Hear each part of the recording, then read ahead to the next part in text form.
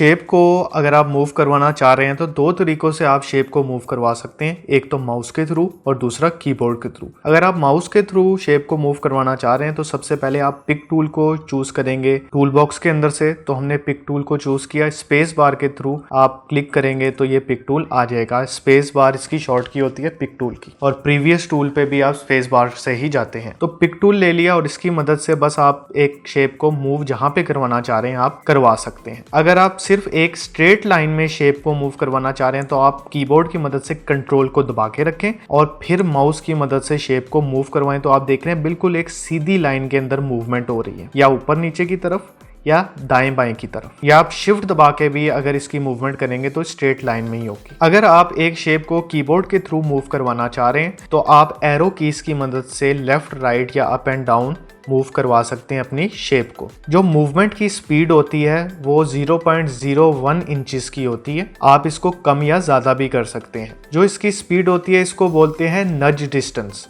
नज डिस्टेंस आप कैसे चेंज कर सकते हैं? सबसे पहले तो आप पिक टूल को चूज करें और कहीं भी आप कोरल ड्रॉ में शेप के बाहर क्लिक करें। जैसे यहाँ पे कुछ नहीं है तो मैंने यहाँ क्लिक किया तो पेज की प्रॉपर्टीज आ गई। ये जो ऊपर आपको डिस्टेंस दिखाई दे रहा है ये है नज डिस्टेंस। अगर मैं इसको यहाँ से मिटा के कीबोर्ड से लिख रहा हूँ 1 और फिर एंटर दबा रहा हूँ तो यहाँ पे 1 इंच का नज डिस्टेंस हो गया। फिर अपनी शेप पे एक बार क्लिक करेंगे ताकि शेप एक्टिव हो जाए, और फिर कीबोर्ड की मदद से जब भी आप एरो कीज दबाएंगे तो वो 1-1 इंच मूव होगी। अब 1 inch left, 1 inch right, 1 inch up and 1 inch down. तो ये नज डिस्टेंस होती है। मजीद 2 किस्म के हमारे पास नजेस होते हैं, एक को हम सुपर नज बोलते हैं और एक को हम माइक्रो नज बोलते हैं। अब यहाँ पे हमारी नज डिस्टेंस जो है वो है 1। अगर मैं इस शेप पे आ जाता हूँ और शिफ्ट दबा के अप दबाता हूँ तो ये होगा सुपर नज। सुपर नज का मतलब होता है जो आपने नज वैल्यू दी होती है यहाँ पे उससे डबल, यानी कि ये 1 है तो यहाँ पे अगर मैं शिफ्ट दबा के इसको अप करूंगा तो ये 2 इंचेस ऊपर जाएगा, यानी कि सुपर डबल। अगर ये यहाँ पे नज डिस्टेंस 4 है और मैं इस शेप को एक्टिव कर लेता हूँ पिक टूल की मदद से, इस पे क्लिक करता हूँ और फिर इसको कीबोर्ड से मूव करता हूँ शिफ्ट दबा के, शिफ्ट मैंने दबा के रखा हुआ है और फिर राइट दबाया है तो यहाँ पे इसकी डिस्टेंस पहले 4 थी तो ये अब 8 इंचेस आगे की तरफ मूव कर रहा है अगर शिफ्ट दबा के किया। तो शिफ्ट से सुपर नज होता है, यानी कि 2 गुना नजिंग। अगर खाली आप करेंगे